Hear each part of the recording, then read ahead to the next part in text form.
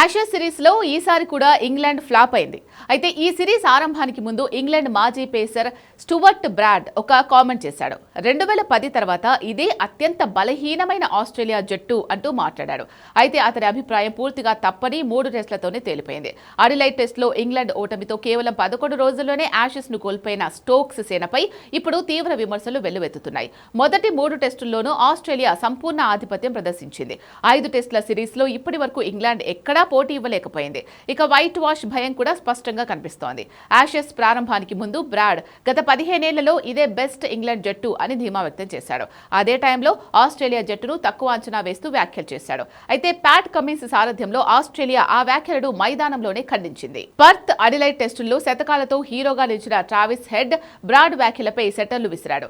Adelaide test గెలుపు తర్వాత captain Pat Cummins తో కలిసి డ్రింక్స్ తీసుకుంటున్న ఫోటోను ఇన్స్టాగ్రామ్ స్టోరీస్ లో పోస్ట్ చేసిన హెడ్ క్యాప్షన్ గా ఇంకా 2010 అనుకుంటున్నారా అంటూ రాశాడు. ఈ ఒక్క వాక్యం ఆస్ట్రేలియా శిబిరంలో బ్రాడ్ వ్యాఖ్యలు ఎంతగా గుర్తున్నాయో చెప్పకనే చెప్పింది. అయితే బ్రాడ్ మాత్రం తన వ్యాఖ్యలపై వెనక్కి తగ్గలేదు. ఒక పాడ్కాస్ట్ లో మాట్లాడిన అతడు ఇప్పటికీ తన అభిప్రాయం మారలేదని చెప్పాడు. ఆ వ్యాఖ్య చేసినందుకు ఎలాంటి పశ్చాత్తాపం లేదు అన్నాడు. ఆస్ట్రేలియా చాలా చెత్తగా ఆడితేనే ఆషెస్ ఓడుతుందని, ఇంగ్లాండ్ చాలా బాగా ఆడితేనే గెలుస్తుందని చెప్పారన్నాడు. ఆస్ట్రేలియా చెత్తగా ఆడలేదు, ఇంగ్లాండ్ బాగా ఆడలేదు, అంతే తేడా అంటూ బ్రాడ్ వ్యాఖ్యానించాడు. ఈ సిరీస్ లో ఆస్ట్రేలియా మొదటి 2 టెస్టులకు ప్యాట్ కమిన్స్ లేకుండానే ఆడింది.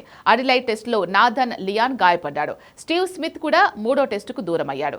అయినా ఇంగ్లాండ్ వీటిని ఉపయోగించుకోలేకపోయింది. ఇప్పుడు ఇంగ్లాండ్ ఆశలన్నీ డిసెంబర్ 26 నుంచి మెల్బోర్న్ లో ప్రారంభమయ్యే 4వ టెస్టుపై ఉన్నాయి. కనీసం వరల్డ్ టెస్ట్ ఛాంపియన్షిప్ పాయింట్లు అయినా దక్కుతాయా అన్నది చూడాలి.